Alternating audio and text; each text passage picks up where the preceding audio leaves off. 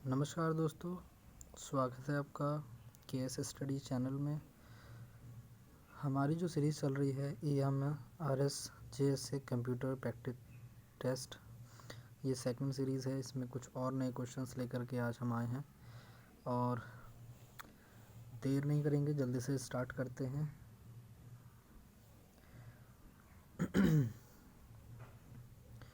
तो हमारा पहला क्वेश्चन है, क्या कहता है पहला क्वेश्चन? पहला क्वेश्चन कहता है what are the startup routines that execute when a machine is turn on.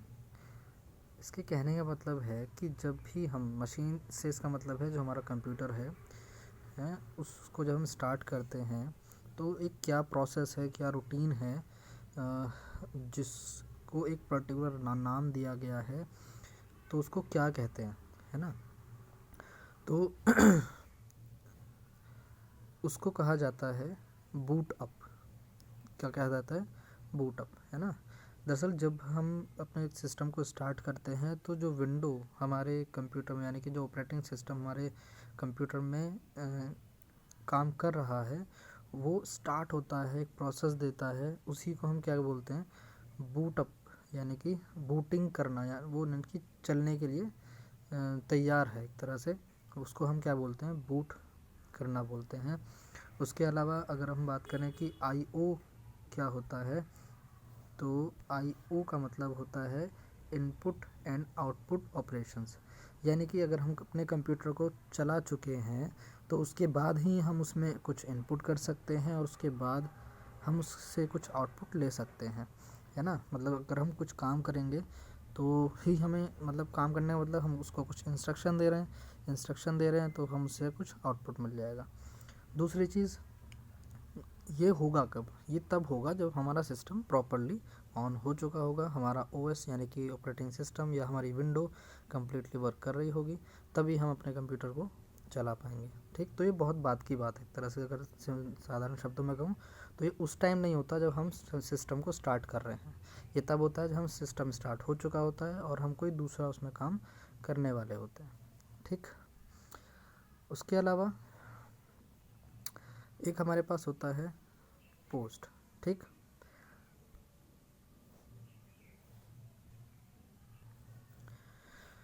तो जो नेक्स्ट है हमारा वो है पोस्ट।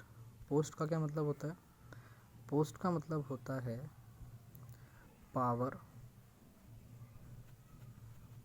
On self test. अब इसका क्या मतलब है? देखो, जब सिस्टम स्टार्ट होता है, स्टार्ट होने के बाद ये देखा जाता है कि उसके सारे हार्डवेयर कंपोनेंट्स जो हैं, जैसे उसकी हार्ड डिस्क है या फिर उसका फ़ैन है, प्रोसेसर है, रैम है, रोम है, ये सब चीज़ें प्रॉपरली वर्क कर रही हैं या नहीं, है ना। तो ये काम किसका होता है?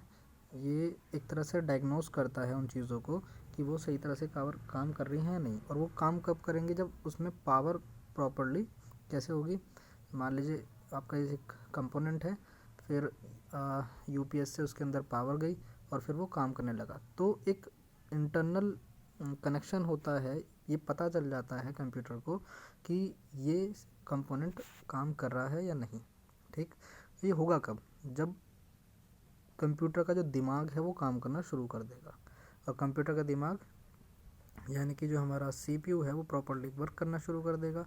और CPU वर्क कब करता है? जब वो ऑन हो चुका हो।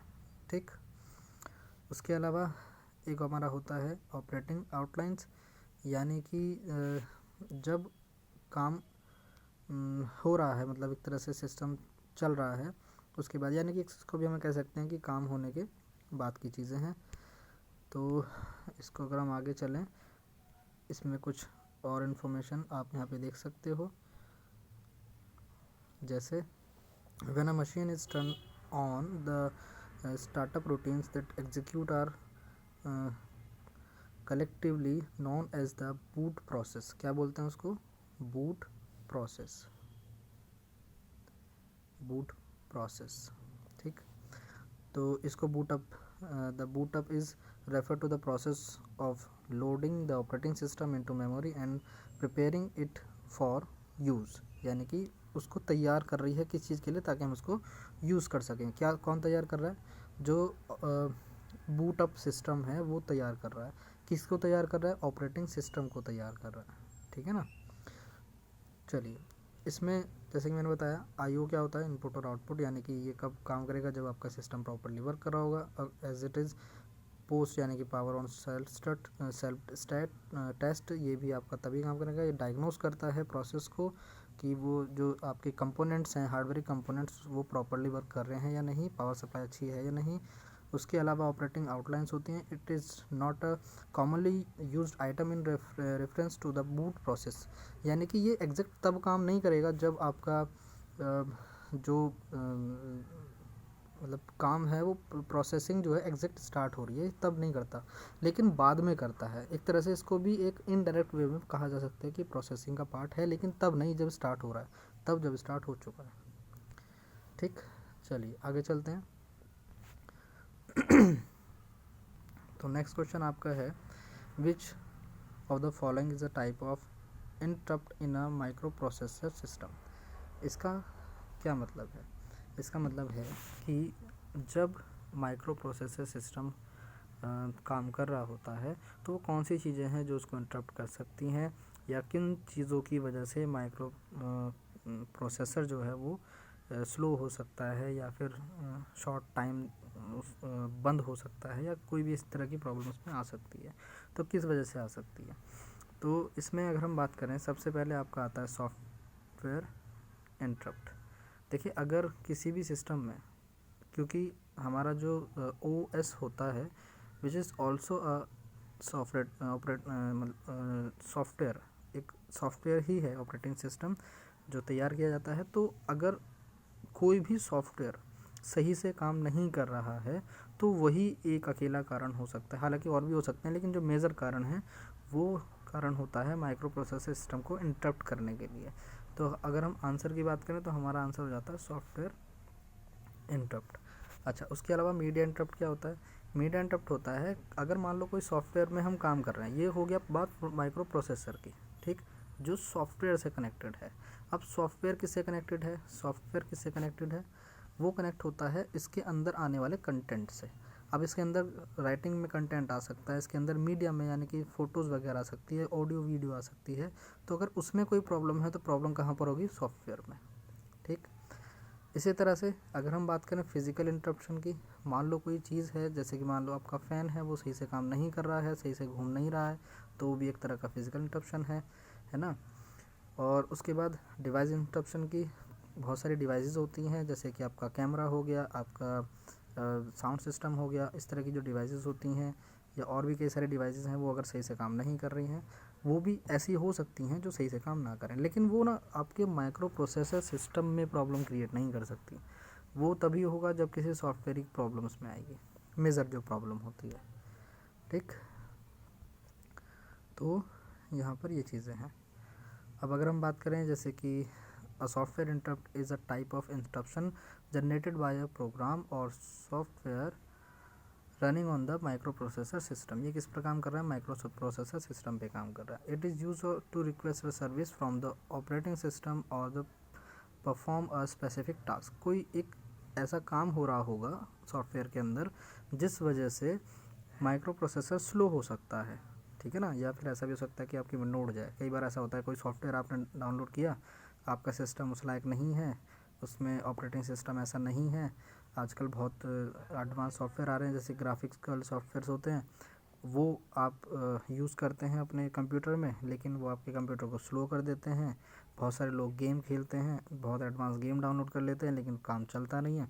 तो ये सब चीज़ें जो है आपको क्या करती हैं, जो प्रोसेसर सिस्टम है उसको प्रॉब्लम क्रिएट करती हैं उसके लिए, ठीक। अच्छा, उसके अलावा आपका होता है मीडिया इंटरप्शन, यानी कि जैसे मैंने बताया, ये आपका क्या है, ये माइक्रो प्रोसेसर सिस्टम को इंटरप्ट करने का प्रोसेस नहीं है। ये क्या है? It is not related to the in function of the micro processor. ये माइक्रो प्रोसेसर का फंक्शन नहीं है, ठीक। ये क्या है? मीडिया मतलब कि जैसे हम किसी सॉफ्टवेयर में कोई मान लो हम काम कर रहे हैं, फॉर एग्जांपल हम एनिमेशन बना रहे हैं, उसमें हम साउंड क्रिएट डालने की कोशिश कर रहे हैं और वो काम नहीं कर रहा है, तो वो हो गया आपका मीडिया इंटरप्शन। ठीक, वो आपका माइक्रो प्रोसेसर इंटरप्शन नहीं है, ठीक है ना, वो सॉफ्टवेयर की प्रॉब्लम है। उसके बाद आपका हो गया फिजिकल इंटरप्शन, ये भी क्या है आपका माइक्रो प्रोसेसर इंटरप्शन नहीं है। ये क्या करता है, फिजिकल एलिमेंट्स जो उसके अंदर हो रहे हैं, लाइक आपका फ़ैन चल रहा है या फिर आपका पावर जो है आउटेज हो रहा है, तो हार्डवेयर फेलियर, एक तरह से कह सकते हैं कि हार्डवेयर फेलियर, ये बहुत अच्छा एग्जांपल आप समझ सकते हैं। हार्डवेयर फेलियर फॉर एग्जांपल आपका जो पंखा है वो बंद हो गया, ठीक, और वो आपका काम नहीं कर रहा, तो इसको क्या बोलेंगे हम, इसको फिजिकल इंटरप्शन बोलेंगे। ठीक, उसके बाद आपका आ गया डिवाइस इंटरप्शन। ये it is a type of interruption है माइक्रो प्रोसेसर, ये एक टाइप हो सकता है माइक्रो प्रोसेसर, क्योंकि कुछ चीज़ें ऐसी हैं जो डायरेक्टली माइक्रो प्रोसेसर से कनेक्ट होती हैं लेकिन बहुत बड़े वे पे नहीं होती हैं। ठीक है, it is generated a peripheral device to request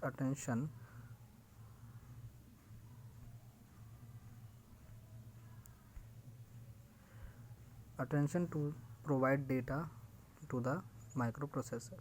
बहुत सारी चीज़ें ऐसी हैं इसमें डिवाइस, जैसे कि आपकी हार्ड डिस्क है, वो क्या करती है, डेटा पहुंचाती है, मतलब कि डेटा को कन्वे करती है अलग अलग प्रोसेस के लिए, तो वहाँ पर भी प्रॉब्लम हो सकती है। लेकिन अगर हम मेजर प्रॉब्लम की बात करें तो हम केवल सॉफ्टवेयर इंटरप्शन की ही बात करेंगे, फॉर माइक्रो प्रोसेसर सिस्टम। चलिए अब चलते हैं आगे। नेक्स्ट क्वेश्चन आपका है, which of the following statement is incorrect about the task bar of the window 10 operating system. Task bar क्या होता है, जैसे आपकी एक जो स्क्रीन होती है, जो आपके कंप्यूटर की स्क्रीन होती है, उसमें सबसे नीचे इस तरह से एक पट्टी होती है जिस पर आपका स्टार्ट बटन होता है, कुछ छोटे छोटे आइकन होते हैं, और यहाँ पर आपको क्लॉक भी देखने के लिए मिलती है, आपको जो टाइम मिलता है वो यहाँ पर मिलता है। अगर आपका नेट कनेक्ट है या नहीं है तो वाईफाई या फिर नेटवर्क कनेक्शन भी यहीं पर शो होता है। कोई नया नोटिफिकेशन अगर वायरस वगैरह को लेकर के आता है तो वो भी यहीं पर आता है, इसीलिए इसको नोटिफिकेशन एरिया बोलते हैं। उसके बाद यहाँ पर जो है आपका ये स्टार्ट बटन वगैरह होता है, और ये जो आपका बाकी मतलब ऑल ओवर जो एरिया होता है उसको टास्क बार बोला जाता है। क्या बोलते हैं उसको, टास्क बार। ठीक तो ये चीज़ें हैं। अब इसका क्वेश्चन ये है कि टास्क बार जो है, मतलब टास्क बार के लिए कौन सी चीज़ यहाँ पर सही नहीं कही गई है। ठीक है, तो देख लेते हैं क्या नहीं कहा गया। ये कह रहा था start menu is on the left side on the task bar, तो ये तो बात सही है। अभी हमने बताया, अगर मान लो मैं इस पट्टी को, इस लंबी पट्टी को टास्क बार मान लूँ, एक काम करते हैं, इस एक लंबी पट्टी को हम क्या मान लेते हैं, कुछ देर के लिए टास्क बार मान लेते हैं, तो यहाँ पर आपका स्टार्ट बटन होता ही होता है। ठीक है, तो ये क्या है, आपकी लेफ़्ट साइड है, लेफ़्ट साइड, और ये आपकी राइट साइड। ठीक, तो राइट साइड में क्या होता है, आपका नोटिफिकेशन एरिया होता है, और लेफ़्ट साइड में क्या होता है, आपका स्टार्ट बटन होता है। तो ये बात तो आपकी सही है। उसके बाद ये कह रहा है internet connection status is display in the notification area. ये मैंने आपको भी बताया कि अगर आपका नेट कनेक्ट है तो वो आपको कहाँ पर दिखाई देगा, आपके राइट हैंड पर जो एरिया होता है टास्क बार में, वहाँ पर दिखाई देगा। उसके बाद the task bar is at the bottom of the screen, तो ये बात भी सही है। हमने अभी बताया था कि जो स्क्रीन होती है उसके बॉटम में, यानी कि नीचे वो सेट होता है, तो ये वाली बात भी आपकी सही है। उसके बाद ये है icon is pin application are display in the notification area of the taskbar, ये बात थोड़ी गलत है। ये क्या कह रहा है, ये कह रहा है कि आपका जो टास्क बार होता है, ये टास्क बार, अगर कोई प्रोग्राम है, मान लीजिए आप MS वर्ड चला रहे हैं, MS वर्ड आप चला रहे हैं, एक तो तरीका हो गया कि आप उसको स्टार्ट बटन में जा कर के, ऑल प्रोग्राम में जा कर के, एप्लीकेशन में जा कर के खोलें। एक तरीका होता है कि आप इसके आइकन को टास्क बार के ऊपर ही कहीं पिन कर देते हैं, जिससे क्या होता है कि वो डायरेक्टली आप यहीं से खोल सकते हैं, फिर आपको स्टार्ट बटन में जाने की ज़रूरत नहीं पड़ती है। तो ये होता कहाँ पर है, अगर आप किसी भी प्रोग्राम को पिन करेंगे तो टास्क बार के इस एरिया में पिन होगा। ठीक, ये कह रहा है कि नोटिफिकेशन एरिया में, नोटिफिकेशन एरिया होता है यहाँ पर, तो कोई भी प्रोग्राम कभी भी नोटिफिकेशन एरिया में पिन नहीं होगा, तो यहाँ पर पिन नहीं होता है, इस वाले एरिया में पिन होता है केवल। पिन का मतलब है सेट हो जाता है। ठीक, देखो कैसे, अगर मैं यहाँ पर आपको दिखाऊं, ये आपका विंडो है, ठीक। तो नीचे यहाँ पर आप देख पा रहे होंगे कि ये जो चीज़ है वो आपका क्या है, टास्क बार है, ठीक। मतलब ये जो पूरी पट्टी है नीचे, ये क्या है, आपकी टास्क बार है। अब यहाँ पर आप ये देखें अगर यहाँ, तो यहाँ जो है आपका ये स्टार्ट बटन आपको दिख रहा होगा, ये आपको स्टार्ट बटन दिख रहा है। और ये जो छोटे छोटे आइकन हैं ये वो प्रोग्राम हैं जो इस पर पिन किए गए हैं, ठीक। और उसके अलावा यहाँ पर इस तरफ अगर हम देखें तो ये आपका होता है नोटिफिकेशन एरिया, ठीक। तो जब भी कभी आप कोई प्रोग्राम को पिन करेंगे तो वो आपके इस एरिया में प्रिंट मतलब पिन होगा, यानी कि इस पे एरिया में सेट होगा, ना कि इस एरिया में। इस एरिया में सेट नहीं होगा, यानी कि नोटिफिकेशन एरिया में सेट नहीं होगा, ठीक। आई होप कि आपको बात समझ में आ गई होगी। तो यहीं पर ये पूछा गया है, ठीक है। तो अगर हम ऑप्शन में आंसर की बात करें तो हमारा आंसर इसने पूछा है नहीं होने वाला, यानी कि हमारा ये जो ऑप्शन है ये ऑप्शन डी ये सही हो जाता है, ठीक है। और उसके अलावा अगर हम बात करें कुछ और इन्फॉर्मेशन की, तो यहाँ पर आप छोटी सी इन्फॉर्मेशन और देख सकते हैं कि विंडो 10 जो है, window 10 is a Microsoft operating system for personal computer, tablet, embedded devices and internet of things devices. यानी कि जो आपकी विंडो 10 है वो माइक्रोसॉफ्ट ऑपरेटिंग सिस्टम है, मतलब ऑपरेटिंग सिस्टम है किस कंपनी का, माइक्रोसॉफ्ट का, जिसमें ये कहाँ पर चलेगा, आपके कंप्यूटर में चलेगा, टैबलेट में चलेगा, जो अदर डिवाइसेस होती हैं which can display the screen, और इसके अलावा जहाँ पर आप इंटरनेट चलाते हैं जैसे कि आपका फ़ोन, मतलब उसमें भी आप एक हद तक चीज़ें यूज़ कर सकते हैं। अब उसके अलावा एक चीज़ और है इसमें, माइक्रोसॉफ्ट रिलीज़ विंडो 10। कई बार ये क्वेश्चन आपसे पूछा जा सकता है कि ये कब रिलीज़ किया गया, तो ये आपका 10 जुलाई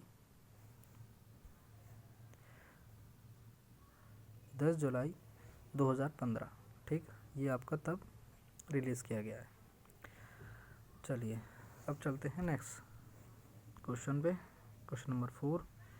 क्वेश्चन नंबर 4 में कहा गया है which of the following command open the date and time window in Windows 10। देखो विंडो 10 को लेकर के काफ़ी क्वेश्चन आ रखे हैं, तो आप विंडो 10 की अच्छे से प्रैक्टिस कर लेना। आप जैसे विंडो कभी आपके पास जो भी लैपटॉप हो, आप उसमें विंडो चेंज करके आप उस पर काम करना शुरू करेंगे तो आप उससे वैसे ही फैमिलियर हो जाएंगे। तो बहुत सारे क्वेश्चन तो आपको विंडो 10 से लेकर के वैसे ही सॉल्व हो जाएंगे। तो आगे इसने पूछा है which is use to change the date and time of the system. यानी कि इनमें से कौन सा प्रोसेस है जो डेट और टाइम चेंज करने के लिए इस्तेमाल किया जाता है। तो अगर हम बात करूं, जैसे कि हम विंडो 10 की केवल बात कर रहे हैं, विंडो 10 की अगर हम केवल बात करें तो इसमें start, setting, time and set language, और उसके बाद डेट एंड टाइम, ये प्रोसेस होता है, ठीक। यानी कि आपकी जो स्क्रीन होती है उसमें आपका जो यहाँ पर स्टार्ट बटन होता है, यहाँ पर आप जाएंगे, इससे आपको सेटिंग का ऑप्शन मिलेगा, ठीक। उसके अलावा आप क्या कर सकते हैं, अपनी स्क्रीन के ऊपर ये जो आपकी स्क्रीन होती है उस पर आप राइट क्लिक कर सकते हैं। जो माउस होता है आपका, माउस में 2 बटन होते हैं, इसको राइट बोला जाता है, इसको लेफ़्ट बोला जाता है, लेफ़्ट और राइट। तो आप राइट क्लिक करेंगे तो आपके पास कुछ ऑप्शंस आ जाते हैं। यहाँ से नीचे एक ऑप्शन होता है पर्सनलाइज, क्या होता है, पर्सनलाइज, ठीक। तो आप उसका इस्तेमाल करके सेटिंग में जा सकते हैं, फिर वहाँ पर आपको ऑप्शन मिलेगा टाइम एंड लैंग्वेज, उसके बाद आप जाएंगे डेट एंड टाइम में, ठीक। उसके बाद जो होगा वो क्या होगा, उसके बाद होगा ये यहाँ पर, ठीक। जैसे हालांकि ये जो है ये विंडोज़ 7 और 8 का मैंने लिया है, जबकि विंडो 10 में जब आप डेट एंड टाइम की सेटिंग में जाएंगे तो भी आपको सेम चीज़ें मिलेंगी। बस मैं ये यहाँ पर इसलिए बताना चाहता हूँ कि जब आप विंडो 10 की बात करते हैं तो वहाँ पर आता है टाइम और लैंग्वेज, टाइम एंड लैंग्वेज, ठीक। लेकिन अगर आप जब विंडोज़ 7 और विंडो 8 की बात करते हैं तो वहाँ पर आता है डेट एंड टाइम, ठीक। क्योंकि क्वेश्चन ये भी पूछा जा सकता है कि विंडो 7 या विंडो 8 या फिर 8.1 विंडो में कौन सा ऑप्शन आता है, ठीक। तो वहाँ पर आपका ऑप्शन आता है डेट एंड टाइम। अच्छा, उसके अलावा जब आप ये खोल लेते हैं, चाहे आप विंडो 10 में डेट एंड टाइम वाली सेटिंग में जाएं, चाहे आप डेट टाइम एंड लैंग्वेज वाली सेटिंग में जाएं, या फिर डेट एंड टाइम वाली में सेटिंग में जाएं, दोनों में ही आपको क्या मिलेगा, सेम ही वाली विंडो मिलेगी। जब आप इस विंडो को खोलेंगे तो यहाँ पर आपको चेंज डेट एंड टाइम का ऑप्शन मिलेगा। जब आप इस पर क्लिक करेंगे तो आप यहाँ आ जाएंगे, आपके सामने ये वाला डायलॉग बॉक्स खुल जाएगा और इसमें जा कर के आप यहाँ पर कोई भी डेट, और यहाँ पर आप डेट सेलेक्ट कर सकते हो, यहाँ पर टाइम सेलेक्ट कर सकते हैं, ठीक। तो ये आपका तरीका होता है करने का। उसके बाद नीचे आकर के आप क्या करेंगे, यहाँ पर ओके कर देंगे, जो ओके का बटन होता है, ओके करेंगे तो डेट और टाइम जो है आपकी वो चेंज हो जाएगी, ठीक। तो ये याद रखना है कि अगर हम विंडो 10 की बात कर रहे हैं तो डेट और टाइम के लिए ऑप्शन होता है टाइम एंड लैंग्वेज, और अगर हम बात कर रहे हैं विंडोज़ 7 और 8 की, तो विंडोज़ 7 और 8 के लिए ऑप्शन होता है डेट एंड टाइम, ठीक। चलिए आगे चलते हैं। अच्छा, इसमें एक चीज़ यहाँ पर है, कुछ और डिटेल यहाँ पर दी हुई है, जैसे कि on window 10 go to start setting time and language date and time to set your time and time zone, ठीक। इसको थोड़ा सा ऐसे, ठीक। तो ये सेटिंग होती है। उसके अलावा एंटर द, इसमें मतलब प्रोसेस बता रखी है कि आप कैसे जाएंगे, कैसे चेंज कर सकते हैं, कैसे नहीं कर सकते हैं। ये प्रोसेस भी पढ़ सकते हैं। उसके अलावा ज़्यादा बेहतर होगा कि आप विंडो 10 में जा कर के डेट और टाइम चेंज करके देखें, क्योंकि प्रैक्टिकली करेंगे तो आपको जल्दी चीज़ें समझ में आ जाएंगी, ठीक है ना। उसमें फिर ये बताएं हैं कि आप कैसे कैसे फॉर्मेट चेंज कर सकते हैं, ठीक। इसमें जो फॉर्मेट होता है वो आपका MMDDYY यानी कि मंथ डेट एंड ईयर होता है, उसको आप चेंज भी कर सकते हैं। ये ऐसा नहीं कि चेंजेबल नहीं है, ये चेंज भी हो सकता है, ठीक। और मतलब बहुत सारी चीज़ें हैं वो आप कर सकते हैं। चलिए आगे चलते हैं। नेक्स्ट क्वेश्चन आपका है क्वेश्चन नंबर 5। तो इसमें कहा गया है, which of the following is not a core operating system OS component, यानी कि इसमें से कौन सा ऑपरेटिंग सिस्टम का कंपोनेंट नहीं है। तो ये कैसे पता चलेगा, ये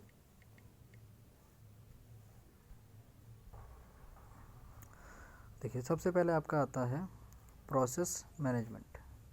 प्रोसेस मैनेजमेंट का मतलब होता है कि अगर कोई ऑपरेटिंग सिस्टम है, आप उसमें कोई भी काम करते हैं, कोई भी, चाहे वो छोटा हो चाहे बड़ा हो, फॉर एग्जांपल आपने सेटिंग ही खोली तो वो भी एक प्रोसेस है। आप टाइपिंग कर रहे हैं तो वो भी एक प्रोसेस है। आप डिज़ाइन कर रहे हैं कोई चीज़ तो वो भी एक प्रोसेस है। सॉफ्टवेयर चला रहे हैं वो भी एक प्रोसेस है। इंस्टॉलेशन कर रहे हैं किसी सॉफ्टवेयर की तो वो भी एक प्रोसेस है। तो everything is process which is connected to operating system, completely उसका कंपोनेंट है, ये आप कह सकते हैं, ठीक है ना। लेकिन इसने हमसे पूछा है नॉट, तो हमें इसमें निकालना है या ढूंढना है कि नॉट यानी कि कौन सा ऑपरेटिंग कंपोनेंट नहीं है, ठीक। उसके अलावा सेकंड चीज़ होती है मेमोरी, जिसमें जो दिया हुआ है ऑप्शन मेमोरी मैनेजमेंट। तो हम मेमोरी मैनेजमेंट ऑपरेटिंग सिस्टम का एक बहुत ख़ास हिस्सा होता है। अगर आपके सिस्टम में आपके ड्राइवर्स, आपके जो प्रोटोकॉल्स हैं वो अगर नहीं होंगे, वो ऑपरेटिंग सिस्टम काम नहीं करेगा, सही बताऊं तो। उसके अलावा एक तरह से ऑपरेटिंग सिस्टम भी एक एज अ मेमोरी के रूप में आपके CPU में सेव हो जाता है, ठीक। आप कहते हैं ना विंडो उड़ गई या विंडो डिस्ट्रॉय हो गई तो हम उसमें दोबारा डालते हैं, तो वो भी क्या एक तरह की मेमोरी है। इसके अलावा जब भी हम कोई सॉफ्टवेयर पे काम कर रहे होते हैं तो वो भी कंप्यूटर की मेमोरी में सेव होता है, तो वो भी प्रोसेस का हिस्सा है कि सेव हुआ और प्रोसेस में चला गया। उसके अलावा इनपुट और आउटपुट मैनेजमेंट, ये भी आपका ऑपरेटिंग सिस्टम का हिस्सा है। अगर आप कोई चीज़ इनपुट कर रहे हैं किसी माउस से कीबोर्ड से कुछ काम कर रहे हैं तो वो भी एक प्रोसेस में जाएगा, ऑपरेटिंग सिस्टम ही उसको प्रोसेस कर रहा है, कंपोनेंट है वो उसका, उसी तरह से आउटपुट भी वही चीज़ है, ठीक है ना। अब एक हो गया आपका डेटाबेस मैनेजमेंट। डेटाबेस मैनेजमेंट एक अलग चीज़ हो गई, हालांकि ये भी एक तरह से आप कह सकते हो प्रोसेस है, लेकिन ये एक सॉफ्टवेयर है अलग, ये अलग सॉफ्टवेयर है और ये आप सर्वर पर चलाते हैं, सर्वर बेस्ड सॉफ्टवेयर है एक तरह से। ये ऑपरेटिंग सिस्टम पे कम्प्लीटली बेस्ड नहीं होता है, ऑपरेटिंग सिस्टम इसको केवल इतना ही सपोर्ट करेगा कि ये उसमें इंस्टॉल्ड होकर के चल सके, बस इससे ज़्यादा कुछ नहीं। ऐसा नहीं है कि ऑपरेटिंग सिस्टम ही इसको कम्प्लीटली हैंडल कर रहा है, क्योंकि इसका तो सर्वर पे क्लाउड के ऊपर सारा काम होता है। कैसे होता है, देखो ऐसे, ये एक तरह से जुड़ा हुआ है किससे, ये आपका जुड़ा हुआ है अलग अलग दूसरे सिस्टम से, कुछ ऐप्स होंगी, कुछ यूज़र होंगे, कुछ ऐप्स होंगी। इसके पास सबसे पहले क्या होता है, डेटाबेस होता है। डेटाबेस कन्वर्ट होता है डेटाबेस मैनेजमेंट सिस्टम में। Database management system is a software which you can handle, create और मैनेज योर डेटा, ठीक। DBMS बहुत लोग यूज़ करते हैं, अच्छे से अच्छी कंपनियां यूज़ करती हैं, बड़ी हो छोटी हो, बहुत सारे लोग, और इसमें अच्छा खासा स्कोप भी होता है, जो लोग सीख लेते हैं उनको अच्छी खासी नौकरी मिल जाती है, तो वो चीज़ है।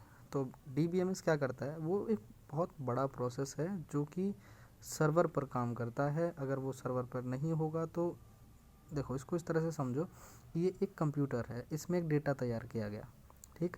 अब एक व्यक्ति बैठा हुआ है दिल्ली में, ये एक व्यक्ति है कहीं और यूपी में है, और ये व्यक्ति एक दिल्ली में है। अब मान लीजिए ये जूनियर है और ये सीनियर है, ठीक। अब जूनियर ने क्या किया, एक डेटा तैयार कर दिया, अब उस डेटा को सीनियर को दिखाना चाहता है, तो वो कैसे दिखाएगा, वो DBMS में उस डेटा को अरेंज करेगा। अरेंज करने के बाद उसका एक कनेक्टिंग प्रोटोकॉल होगा, जैसे कि यूज़र आईडी होती है एक तरह से, आप ऐसा समझो।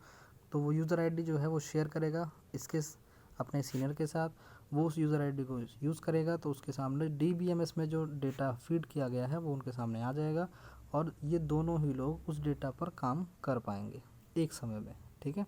अब ये एक नहीं, एक से ज़्यादा भी हो सकते हैं, 2 4 10 जितने चाहे उतने लोग इसमें हो सकते हैं, यानी कि एक ही डेटा पर काम करने वाले एक से ज़्यादा लोग DBMS का यूज़ करते हैं, अगर सिंपल लैंग्वेज में कहा जाए तो, ठीक। चलिए, इसके कुछ और फीचर्स होते हैं, जैसे कि आप देख सकते हैं यहाँ पर आपका जो OS होता है वो फाइल मैनेजमेंट कर सकता है, प्रोसेस मैनेजमेंट कर सकता है, नेटवर्क मैनेजमेंट कर सकता है, I और O डिवाइसेस, मतलब जो जो चीज़ें कर सकता है ना। अगर इनमें से भी कोई वहाँ पर ऑप्शन में होता तो वो भी आपका क्या होता, OS का कंपोनेंट होता। यहाँ पर आपको एक लिस्ट दी गई है कि OS का कंपोनेंट कौन कौन से हैं। उसके बाद मेन मेमोरी जो है मैनेजमेंट, वो भी OS का कंपोनेंट है। सेकेंडरी स्टोरेज मैनेजमेंट है और सिक्योरिटी मैनेजमेंट है। ये सभी क्या हैं, ये आपके OS के कंपोनेंट है, यानी कि ये OS के ऊपर कम्प्लीट डिपेंड करते हैं। चलिए, तो यहाँ पर जैसे कि मैंने बताया, जो आंसर आपका होगा वो डेटाबेस मैनेजमेंट होगा। चलिए, अब नेक्स्ट क्वेश्चन है आपका क्वेश्चन नंबर 6। आपने OS जो ऑपरेटिंग सिस्टम है वो अलग अलग तरह के सुने होंगे। इसी तरह से एक होता है MS-DOS। MS-DOS भी क्या है, एक तरह का ऑपरेटिंग सिस्टम है जो कि कमांड से, किससे, कमांड से। इसमें क्या, माउस का यूज़ नहीं होता था। पहले क्या था, जब कंप्यूटर बनाए गए थे तो ऐसा नहीं था कि स्टार्टिंग में ही माउस बन गया था, ठीक है। तो माउस बाद में बने हैं, पहले लैंग्वेज या कोडिंग का यूज़ करके कंप्यूटर को ऑपरेट किया जाता था, ठीक। तो इसमें यही पूछा गया है कि वो कौन सा कोड था जिससे सिस्टम की डेट पता की जाती थी और इंटरफेस में सेट कर सकते थे उसको, ठीक। तो अगर मैं MS-DOS की बात करूं तो वहाँ पर ऑप्शन होता था डेट, सीधा सीधा आप अगर आप भी अपने कंप्यूटर में, आपका जो नॉर्मल कंप्यूटर है उसमें जो विंडो है, यहाँ पर स्टार्ट बटन में जाएंगे, इस पर क्लिक करेंगे तो यहाँ पर आपको छोटा सा एक सर्चिंग बार मिलेगा। इसमें अगर आप MS-DOS डाल देंगे तो आपके सामने एक ब्लैक कलर की विंडो खुल जाएगी इस तरह से, ये विंडो पूरी ब्लैक होगी और इस विंडो में अगर आप कुछ भी कमांड लिखेंगे तो उससे आप अपने कंप्यूटर को ऑपरेट कर सकते हैं। इसका मतलब क्या है कि अभी भी हम MS DOS का यूज़ कर सकते हैं अपने कंप्यूटर में, लेकिन क्योंकि चीज़ें आसान हो गई हैं, माउस को क्लिक करके आप वहाँ तक जा सकते हैं, तो इस तरह की लंबी प्रोसेस की ज़रूरत नहीं पड़ती। ठीक है, तो यहाँ पर ये चीज़ हो गई। आगे चलते हैं। अब अगर मैं बात करूँ कि गेट्स व जो डेट्स होती हैं वो किसके लिए इस्तेमाल होती हैं, वो ओरेकल सर्वर के लिए इस्तेमाल होती है। ठीक, अच्छा, इससे पहले एक चीज़ कर लेते हैं, जैसे कि date commands is use to display the system date and time. जो डेट कमांड होती है वो किस में यूज़ हो रही है, MS DOS में यूज़ हो रही है। एक बात का ये ध्यान रखना, ये अभी जो हम बात कर रहे हैं वो MS DOS के बारे में बात कर रहे हैं। उसके बाद date command is also use to set date and time और द सिस्टम। ऐसा नहीं है कि केवल दिखाएगा, उसको सेट भी कर सकते हो। अगर मान लो डेट आ गई 11:10, तो उसको सही मतलब सॉरी डेट और टाइम आ गया 1 जनवरी 11:10, तो उसको चेंज भी कर सकते हो आप। ठीक है ना। इसी तरह से by default the date command display the date in the time zone on the which Unix या Linux operating system is configure. ऐसा होता है कई बार कि जो विंडो है वो अगर आप नेट चला रहे हैं तो वो एक टाइम जोन सेट कर लेता है। मान लीजिए आप जहाँ पर भी बैठे हैं, मान लीजिए आप दिल्ली में बैठे हैं, तो दिल्ली का एक टाइम जोन होगा, उस टाइम जोन के अकॉर्डिंग अपने ही कंप्यूटर में वो डेट को सेट कर लेगा। ये भी आपके इसके अंदर एक फ़ीचर होता है, फिर आपको डेट सेट करने की ज़रूरत नहीं होगी। लेकिन कई बार क्या होता है कि डेट में थोड़ा अंतर आ जाता है, टाइम में थोड़ा अंतर आ जाता है, AM PM में भी कई बार फ़र्क आ जाता है, तो ज़्यादा बेहतर ये होता है कि आप खुद से ही डेट को सेट कर लें अपने सिस्टम के अंदर, if you want a correct date to show in your system. तो यहाँ पर एक चीज़ हो गई। उसके बाद एडिशनल इन्फॉर्मेशन में अगर हम बात करें तो जो कि आपका ऑप्शंस हैं वो किस किस तरह से यूज़ होते हैं, तो जो गेट्स डेट होता है आपका वो ओरेकल सर्वर पर यूज़ होती है। ओरेकल सर्वर या SQL सर्वर या फिर IBM इन्फोस्फीयर डेटा स्टोर, ये भी आपके डेटाबेस सिस्टम हैं एक तरह से। ठीक, आपके सर्वर पर काम करने वाले सॉफ्टवेयर हैं। ये डेटा और एक तरह से स्टोरेज मैनेजमेंट करते हैं। ठीक है, जैसे कि लिखा भी return the system date and the, अगर आप पहली लाइन को पढ़ेंगे, return the system date of the machine running the session on Oracle server. ठीक, उसके बाद gets date return to the current database system date and time on SQL server. SQL server में जब आप काम कर रहे होते हैं तो वहाँ पर आप डेट के लिए गेट डेट का यूज़ करते हैं। उसके बाद गेट डेट टाइम, इसका यूज़ होता है आपका IBM इन्फोस्फीयर डेटा सॉफ्ट स्टोरेज में। ये आपका इस एप्लीकेशन को डेट प्रोवाइड करने के लिए यूज़ होता है। तो सबका अलग अलग है। अगर आप और आपसे पूछता MS DOS की जगह ओरेकल सर्वर का, तो आप इस ऑप्शन को टिक करते। अगर आपसे SQL सर्वर के लिए पूछता तो आप इस ऑप्शन को टिक करते। अगर आपको IBM इन्फोस्फीयर डेटाबेस के डेटा स्टोर के बारे में पूछता तो आप इस ऑप्शन को से टिक करते। लेकिन आपसे किसके बारे में पूछा गया है, MS DOS के बारे में पूछा गया है, तो आप क्या करेंगे, आप केवल डेट का यूज़ करेंगे। ठीक, चलिए अब चलते हैं आगे। नेक्स्ट क्वेश्चन आपका क्वेश्चन नंबर 7। यहाँ पर आपसे पूछा गया है which of the following edition of Windows 7 does not support multiple monitors. अच्छा, ये जो आपको दिए हुए हैं ये सभी Windows 7 के क्या हैं, Windows 7 के एक एडिशन है। एडिशन इन द सेंस कि जैसे Windows 7 का जब स्टार्ट हुआ तो उसमें इसके अलग अलग एडिशन दिए गए। ठीक, और हर एक एडिशन के कुछ स्पेसिफिकेशंस थे। जैसे सबसे पहले स्टार्टर दिया गया, उसके बाद होम बेस, जैसे स्टार्टर, उसके बाद होम बेस, फिर प्रोफेशनल या फिर होम प्रीमियम। ऐसा नहीं कि इसी सीक्वेंस में है, हो सकता है आगे पीछे हो, तो लेकिन हैं चारों, ये इस तरह से दिए गए हैं। तो अब इन्होंने हमसे पूछा है कि इनमें से कौन सा ऐसा जो एडिशन है वो मल्टीपल जो मॉनिटर्स हैं उनको सपोर्ट नहीं करता। तो वो आपका है स्टार्टर, जो मल्टीपल मॉनिटर्स को सपोर्ट नहीं करता। होम बेसिक करता है, प्रोफेशनल करता है और फिर होम प्रीमियम भी करता है। ठीक, देखो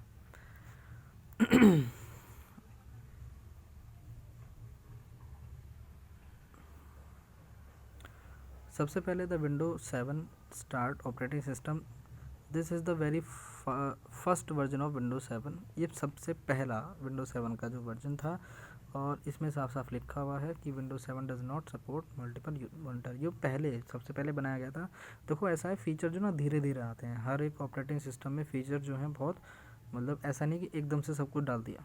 ठीक, आप भी कोई जो नई चीज़ बनाते हो तो सबसे पहले बनाते हो, फिर उसकी खामियां देखते हो, उसमें क्या क्या नहीं होना चाहिए और क्या क्या उसमें होना चाहिए, ये आप तय करते हो। फिर उसके दूसरा कोई एडिशन निकालते हो जो पहले वाले से बेहतर होता है। ठीक, इसी तरह से अलग अलग एडिशन निकाले जाते हैं विंडोज़ के, जो कि बेहतर काम करने के लिए बनाए जाते हैं। उसके बाद जब ये चीज़ महसूस हुई कि विंडोज़ 7 जो है मल्टीपल मॉनिटर्स को सपोर्ट नहीं करता है, तो फिर उसके बाद Windows 7 home base operating system बनाया गया, जिसमें कि with larger feature Windows 7 home base was introduce as the second version of computer. ठीक, the Windows 7 of home premium operating system Windows 7 premium introduce many multimedia function to the home computer. It was the third version of Windows 7। ठीक, इनका आपसे sequence भी पूछ सकता है कि sequence क्या था। ठीक, तो सीक्वेंस भी आप याद कर सकते हैं। उसके अलावा Windows 7 इंटरप्राइजेस ये भी सपोर्ट करता है। Windows 7 अल्टीमेट ये भी आपका मल्टीपल यूज़र्स को सपोर्ट करता है। ठीक, अच्छा, अगर आपसे पूछें कि विंडोज़ 7 जो window anti system software is discharge to production on 22 July 2009। ठीक, कब से? 22 जुलाई 2009। अच्छा, आपसे पूछा जाए कि विंडोज़ 7 से पहले कौन सी ऑपरेटिंग सिस्टम का यूज़ किया जाता था, तो वो था आपका विस्टा। क्या था? विस्टा। ठीक, और उसके अलावा और भी बहुत सारे ऑपरेटिंग सिस्टम हैं जो यूज़ होते रहे हैं। चलिए आगे चलते हैं। अच्छा, देखिए आपसे ये क्वेश्चन पूछ ही लिया कि विंडोज़ 7 से पहले Windows 7 was the immediate successor of, यानी कि किसके बाद आया विंडोज़ 7 जो है, कौन से ऑपरेटिंग सिस्टम के बाद आया? तो विंडोज़ विस्टा के बाद ये ऑपरेटिंग सिस्टम आया है। अगर हम ऑपरेटिंग सिस्टम्स की जो एवोल्यूशन है, स्टार्टिंग में कौन आया, फिर उसके बाद कौन आया, ये हम देखना चाहते हैं, तो वो भी हम देख सकते हैं। वो बहुत अच्छी चीज़ है, आप उसको याद रखेंगे तो बेहतर रहेगा। ठीक, जैसे कि यहाँ पर अगर हम देखें तो सबसे पहले विंडो 1 1985, उसके बाद विंडो 3.1 1992, और इनके अंदर भी एडिशंस हैं। ठीक है, हालांकि उन एडिशंस की आपको ज़रूरत नहीं है, वो कर सकते हैं और बेहतर नॉलेज के लिए। ठीक है, वैसे उनकी ज़रूरत नहीं है। 95 विंडो 95 में आया। विंडो एक्सपी आया 2001 में। विंडो विस्टा 2006 में। विंडो 7 2009 में। विंडो 8 2012 में। विंडो 10 2015 में। अच्छा, विंडो 9 भी थी एक विंडो 9 भी एक विंडो थी, लेकिन उसको ना ज़्यादा मैटर नहीं किया गया, क्योंकि वो बहुत कम समय के लिए सिस्टम में इंस्टॉल हो पाती थी, बहुत जल्दी वो जो है ब्रेकआउट हो जाती थी, जिस वजह से उसको ज़्यादा समय के लिए इस्तेमाल में नहीं लाया गया और ना ही उसको फिर आगे बनाया गया। हालांकि एक विंडो आपने इसका एक वर्जन होता है 8.1, विंडो 8 का एक वर्जन होता है 8.1, वो काफ़ी ज़्यादा बेहतर होता है। ठीक है, इसमें एक चीज़ और है कि विंडो 8 अगर हम पूछें कि विंडो 8 का ऐसा कौन सा वर्जन है जिसमें स्टार्ट बटन दिखाई देता है, तो विंडो 8.1 में दिखाई देता है। किस में दिखाई देता है? 8.1 में। विंडो 8 अगर आप इंस्टॉल करोगे तो उसमें स्टार्ट बटन दिखाई नहीं देगा, लेकिन अगर आप 8.1 इंस्टॉल करोगे तो उसमें स्टार्ट बटन दिखाई देगा। ठीक, उसके अलावा फिर विंडो 10 2015 में, और 2021 में आपका आया विंडो 11। तो ये आपके थे क्या ऑपरेटिंग सिस्टम के एवोल्यूशन। उसके अलावा कुछ और इंफॉर्मेशन है, जैसे कि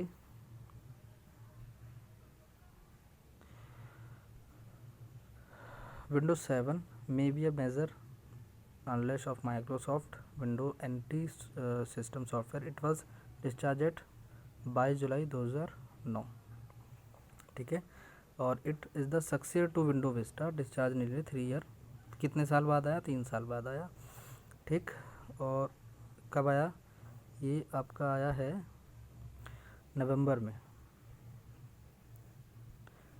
नवंबर 2012, window 8, the name spanning quit 3 year of merchandise. ठीक, उसके बाद security of window Vista also upgraded from the previous version of Windows. Window Vista ऐसा नहीं है कि अब नहीं चल रही, यानी कि विंडो एक्सपी ऐसा नहीं है कि अब नहीं चल रही है, चल रही हैं, लेकिन अब जो ऐसे सॉफ्टवेयर आने लगे हैं जो इन विंडोज़ को सपोर्ट ही नहीं करते, तो इनको चलाने का कोई फ़ायदा नहीं है। तो सबसे बेहतर यही है कि जो लेटेस्ट चल रहा है वो उसको चलाया जाए, ताकि जो लेटेस्ट सॉफ्टवेयर हैं वो उसमें आसानी से रन कर सकें, प्रोसेस कर सकें। ठीक, चलिए। अच्छा, ये एक छोटा सा और है, आप इसमें इस तरह से देख सकते हैं कि विंडो 1 या विंडो 2 के जो वर्जन्स थे वो कैसे थे। जैसे कि विंडो 1 जो है वो 1985 में आया, उसके बाद विंडो 2 जो है वो 1987 में आया। 1987 में विंडो 2 भी आया था, जो कि इम्पोर्टेंट नहीं था इतना। इसके कुछ वर्जन्स भी बनाए गए थे, 2.1 2, उसके बाद 3.0 के 3.1 3.5, 3.1 का 3.5, उसके बाद 95 में जो आपकी थी 95 से और 98 के बीच में एक विंडो थी 96, जो कि विंडो NT 4.0 थी। उसके अलावा विंडो मी 2000 में बनाई गई थी। उसके बाद 90s में सब एंड हो गया था। यहाँ से फिर आपकी विंडोज़ चली थी 2000, और 2000 के बाद आपकी जो विंडोज़ थी वो window XP, window Vista, window 7, window 8, window 8.1 जैसे कि मैंने बताया 2012 में, और विंडो 10। ठीक, उसके अलावा सर्वर थे 2003, 2008, 2008, 2012, 2012, 2016, ये सर्वर हैं। ठीक है, और विंडो 10S 2017 में आई थी। विंडो 10 के बाद 2017 में विंडो 10S, और उसके अलावा फिर आपकी विंडो 11 2021, जो कि सर्वर 2021 वाले सर्वर पर चल रही थी। तो ये भी एक इन्फॉर्मेशन है जो आप कर सकते हैं तैयार, इसमें आपको बेनिफिट रहेगा। ठीक है, चलिए आगे चलते हैं। नेक्स्ट है आपका क्वेश्चन नंबर 9। कहा गया है which of the following is not a valid characteristic of the Linux operating system. अब लिनक्स ऑपरेटिंग सिस्टम क्या होता है, जैसे कि हमारे पास, अगर मैं ऑपरेटिंग सिस्टम्स की बात करूं तो एक होता है जैसे कि OS जो है वो इस तरह से बटा हुआ है। एक तो आपका हो गया विंडोज़, ठीक, विंडोज़, एक आपका हो गया लिनक्स, ठीक। अब ये जो है, और एक आपका यूनिक्स पे होता है, यूनिक्स, ये यू है, ठीक, तो यूनिक्स होता है, ये 3 होते हैं। तो सब की अपनी अलग अलग फीचर्स और अलग अलग क्या कह सकते हैं कि फीचर्स, जैसे कि विशेषताएं थी, है ना, कैरेक्टरिस्टिक्स थे, और इसी वजह से उनको अलग किया गया। जैसे कि एक छोटा सा एग्जांपल मैं देता हूँ। जो विंडोज़ हैं, जो विंडोज़ ऑपरेटिंग सिस्टम हैं, वो अच्छे हैं, बहुत अच्छे से काम करते हैं और चल रहे हैं, बहुत अच्छे से चल रहे हैं। लेकिन उनमें एक समस्या ये है कि जब भी मल्टीपल प्रोग्राम्स की बात की जाती है, मल्टीपल यूज़र्स की बात की जाती है, तो वो घुटने टेक देते हैं। यानी कि हालांकि जो पहले थे वो ज़्यादा बुरे थे, अब के पहले से बेहतर हैं। यानी कि अगर मैं विंडोज़ 7 की बात करूं तो उसमें प्रॉब्लम थी, विंडो 8 में प्रॉब्लम कम है। अब कुछ चीज़ों में ऐसा है कि विंडो 8 7 बेहतर है, और विंडो 10 है वो इतनी बेहतर नहीं है। तो ये भी चीज़ें हैं। लेकिन अगर हम मल्टीपल यूज़र्स की बात करें तो उसके लिए लिनक्स या यूनिक्स ही बेहतर है, क्योंकि वो मल्टीपल यूज़र के लिए ही बनाए गए हैं। एक बात। अच्छा, दूसरी बात, अब ये कह रहा है कि लिनक्स ऑपरेटिंग सिस्टम में कौन सा कैरेक्टरिस्टिक नहीं है। तो जैसे कि मैंने कहा कि मल्टीपल यूज़र्स हो सकते हैं, मल्टीटास्किंग हो सकती है, मल्टी प्रोग्रामिंग हो सकती है, लेकिन रियल टाइम नहीं होता उसके अंदर।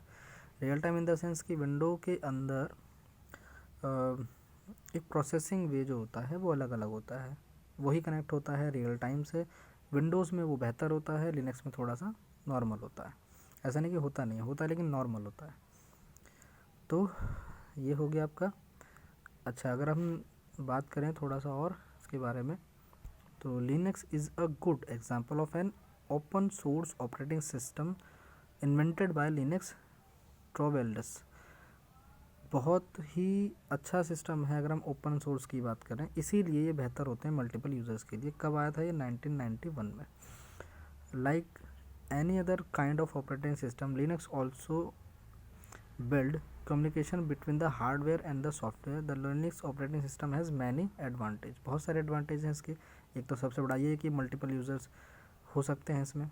अच्छा, इसमें एक खास बात और है कि जल्दी से उड़ती नहीं है। जैसे होता है ना, विंडो 8 उड़ गई, विंडो 7 उड़ गई, 10 उड़ गई, ख़राब हो गई, डिस्ट्रॉय हो गई सिस्टम में से, ये जल्दी से उड़ती नहीं है। ये बेहतर है, कंपैटिबिलिटी के बारे में बेहतर है। उसके बाद it is a very secure operating system, इसका सिक्योरिटी सिस्टम बेहतर है। So that malware and virus can not attack the operating system. और यही कारण है कि ये जल्दी से उड़ती नहीं है, इसके ऊपर वायरस या फिर मेलवेयर्स का जो है ज़्यादा अटैक्ट नहीं होता, यानी कि हो ही नहीं सकता एक तरह से। It is a very flexible, एक तरह से इसको थोड़ा और ऐसे कर लेते हैं, दिखने में आसानी रहेगी।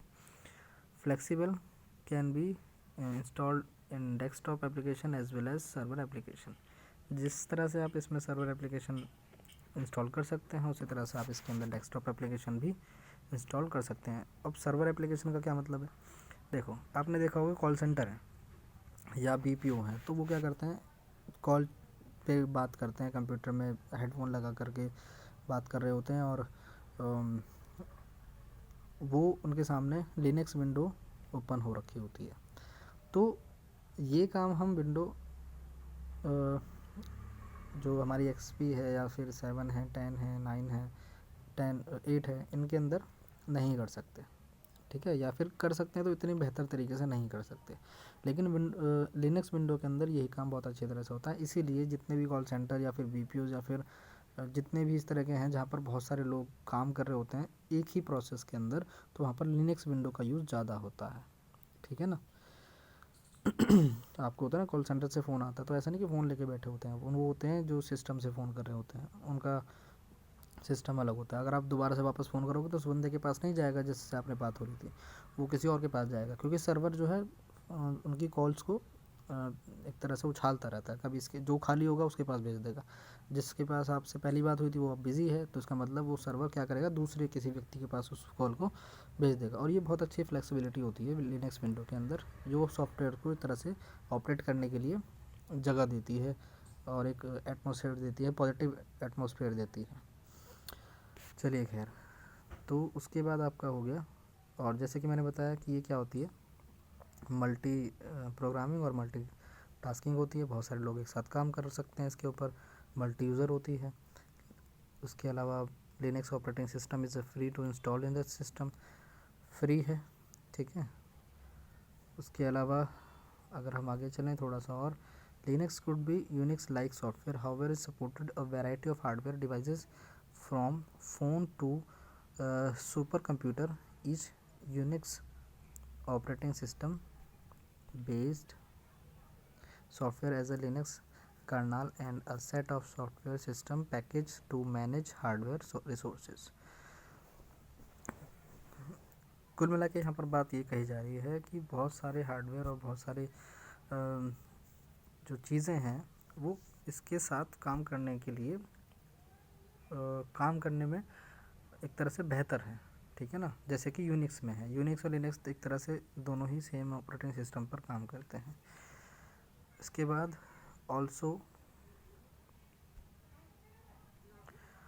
The Unix operating system of include some core and tool to supply the way to manage the kernel resources install software system piece the safely setting and performance and lot of thing tool secure measure prepackage along to create useful softwares। सीधी सी बात है, अच्छे से, मतलब कुल मिला के ऐसे समझो कि बहुत अच्छे से काम करेगा। चलिए आगे चलते हैं। चलिए नेक्स्ट विंडो कुछ इस तरह से दिखाई देती है। जो हमारी नॉर्मल विंडो होती है वो ऐसी नहीं दिखाई देती। उसमें नीचे हमारा टास्क बार होता है, यहाँ पर आपकी जो है स्टार्ट बटन होता है, यहाँ पर नोटिफिकेशन एरिया होता है, इसको टास्क बार बोलते हैं, ठीक है। यहाँ पर पिन हो जाता है। इसमें हम कह सकते हैं कि जो इसका टास्क बार है वो यहाँ पर है, ये इसका टास्क बार है एक तरह से। और बहुत सारे एप्लीकेशन है, ये जो आप छोटा सा आइकन देख रहे हैं इसमें बहुत सारे एप्लीकेशंस होते हैं जो इस तरह से खुल जाते हैं। आप उनको यूज़ कर सकते हैं। यूज़ ऐसे ही कर सकते हैं जैसे विंडो में कर सकते हैं। ऐसा नहीं है कि इसमें कुछ और रॉकेट साइंस या कुछ और लिखा मिलेगा। लैंग्वेज भी वही है, सेम लैंग्वेज है, कोई दिक्कत नहीं है। बस काम थोड़ा मतलब दिखाई थोड़ा अलग तरह से दे सकता है, एक तरह से एडवांस दिखाई दे सकता है। जिसका जो मेन है ना वो यही है कि वो मल्टीपल यूज़र्स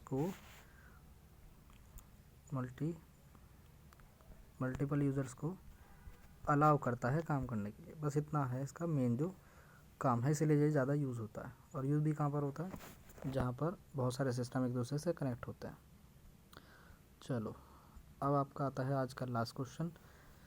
इसमें कहा गया है window operating system resource system object including files, registry, setting and kernel object using. तो कौन इनको कंट्रोल कर रहा है, एक तरह से सिक्योरिटी कौन दे रहा है, तो इनको सिक्योरिटी कौन देता है। अगर हम किसी भी ऑपरेटिंग सिस्टम की बात कर रहे हैं, यानी कि विंडो ऑपरेटिंग सिस्टम की अगर हम बात कर रहे हैं, तो उनको सिक्योरिटी देता है एक्सेस कंट्रोल लिस्ट। कौन देता है, एक्सेस कंट्रोल। अब इसमें अगर हम बात करें एक्सेस सिक्योरिटी लिस्ट क्या है, एक्सेस एंटीवायरस लिस्ट क्या है, एड्रेस कंट्रोल लिस्ट क्या है, तो देखो सबसे पहले तो देखो कि हमारा जो सिस्टम एक्सेस कंट्रोल है, it ensure that unauthorized user do not get into the system by encouraging authorized user to the security conscious। यानी कि ऐसा कोई भी व्यक्ति जो हमारे सिस्टम को ख़राब कर सकता है वो सिस्टम में घुस ना सके या फिर उस घुसने की कोशिश ना करे। ये काम किसका होता है, सिस्टम एक्सेस कंट्रोल का। उसके बाद डेटा एक्सेस कंट्रोल का क्या मतलब होता है, it monitor who can access the data and for what. क्यों कोई हमारे सिस्टम में डेटा को यूज़ कर रहा है और देख रहा है ना। तो ये हम देख लेते हैं किससे, डेटा एक्सेस कंट्रोल से। उसके अलावा your system might support mandatory access controls with these. बहुत सारे सिक्योरिटी सिस्टम्स को सपोर्ट करता है। उसके बाद आपका आता है the system determine access rule based on the security level of the people, the file and the other object in your system। बहुत सारी चीज़ें आपके कंप्यूटर में हो सकती हैं, सभी को सिक्योरिटी की ज़रूरत है और इसका ध्यान कौन रखता है, डेटा एक्सेस कंट्रोल रखता है। उसके बाद एक्सेस कंट्रोल ये कहता है it ensure that user access only those resources that they are allow to access. अब देखो इसमें और इसमें क्या अंतर है, ये क्या कर रहा है, इसको केवल ये पता करना है कि कौन आ रहा है सिस्टम को, कौन यूज़ कर रहा है ना। इसने पता नहीं किया, इसको पता करना है, ठीक। और अगर वो गलत है तो उसको रोकना है। लेकिन इसका क्या मतलब है, यानी कि एक्सेस कंट्रोल का मतलब है ये आने देता है चुन के उन लोगों को जो एक्सेस कर सकते हैं, सिस्टम को यूज़ कर सकते हैं, लेकिन उतना ही यूज़ करें जितना अलाउ किया जाए, ठीक। ऐसा नहीं कि कहीं भी घुस जाए। तो ये आ गया आपका when referring to an operating system to kernel the first section of the operating system to load into memory. क्या कह रहा है ये, जो ऑपरेटिंग सिस्टम है आपका, the kernel is the first section, उसका जो फर्स्ट सेक्शन होता है कर्नल होता है, ऑपरेटिंग सिस्टम उसमें मेमोरी लोड करता है। उसके बाद it can be responsible for such thing as disk drive management, interruption handle, और इन सब चीज़ों के लिए कौन उत्तरदायी होगा, एक्सेस कंट्रोल होगा अगर उनमें कोई भी गड़बड़ होती है तो। A kernel needs to be small, efficient and loaded into a protected area in memory to prevent overrun। मतलब कर्नल जो है बहुत रिस्ट्रिक्टेड एरिया में होना चाहिए ताकि उसमें साथ ज़्यादा छेड़छाड़ ना हो सके। A shell is a software interface that often a command line interface that enable the user to interact with the computer। Shell क्या है? ये सेल क्या है? सेल है सॉफ्टवेयर इंटरफेस जो कि क्या करता है, कमांड लाइन इंटरफेस है, एक तरह से अनेबल करता है उसको, ताकि यूज़र जो है उसके साथ इंटरेक्ट कर सकते हैं विद द कंप्यूटर, यानी कि काम कर सकते एक तरह से। कौन उसको अलाउ करता है? सेल अलाउ करता है। उसके अलावा यहाँ पर some example of shell. Shell का है एग्जांपल, एम एस डोज हो गया, एम एस डोज एक सेल होती है, C S H, K S H, power shell, और S H and T C S H, ये किस के एग्जांपल्स हैं? सेल के, जो यूज़र को अलाउ करते हैं एंटर करने के लिए इंटरफेस के अंदर। उसके बाद in computing a shell is computer program that express an operating system service to a human user or another. ठीक, ये एक नॉर्मल इन्फॉर्मेशन हैं, इसको आप पढ़ सकते हैं, कोई प्रॉब्लम नहीं है। ठीक है, चलिए, तो यहाँ तक की हम बात करते हैं, और मैं उम्मीद करता हूँ आज का सेशन आपको समझ में आया होगा। अब हम मिलेंगे आपसे नेक्स्ट क्लास में कुछ नए क्वेश्चंस के साथ, कुछ नई चीज़ों के साथ। ठीक, कुछ और टॉपिक्स, और ऐसा भी हो सकता है कि नेक्स्ट क्लास में कुछ ऐसे वाइड टॉपिक्स हों जिनको A to Z यानी कि स्टार्टिंग टू एंड तक प्रॉपरली समझाया जाए। ठीक है, ताकि देखते हैं आगे। चलिए, मिलते हैं फिर आपसे नेक्स्ट क्लास में।